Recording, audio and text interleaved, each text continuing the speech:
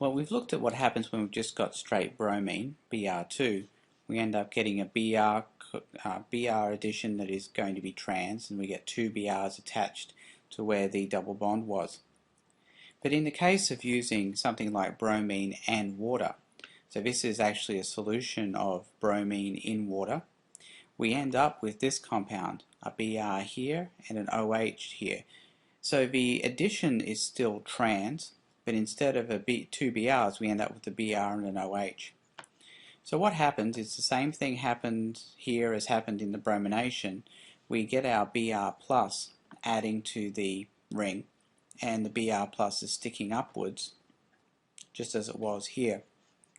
So the water can come in and it will attack from underneath, just as the Br minus did down here.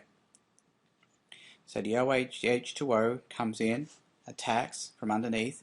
That's why the stereochemistry is written here as pointing downwards.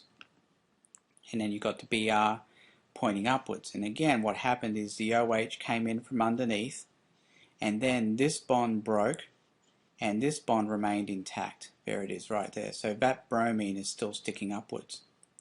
Then we lose an H plus from the O, and we get our product down here. So the mode of action is pretty similar to what we saw with bromination.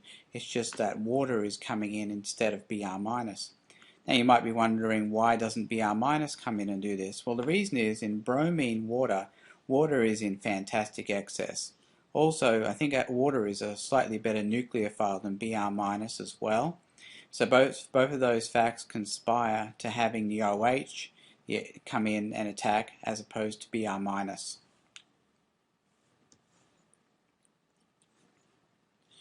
One other wrinkle with these bromination processes is that if this is an asymmetric alkene, then the bromine will still add to the top, but the positive charge, or the partial positive charge on this carbon, will be greater due to the fact that it's more substituted.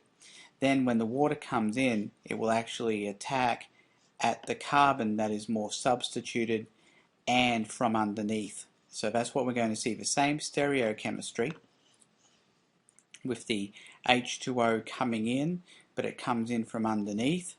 That bond breaks, and the CH3 then, or whatever group happens to be attached here, is pushed up because the H2O came from underneath, and the Br remained sticking up as it was before. So the Br maintains its stereochemistry, but the CH3 ends up being pushed upwards.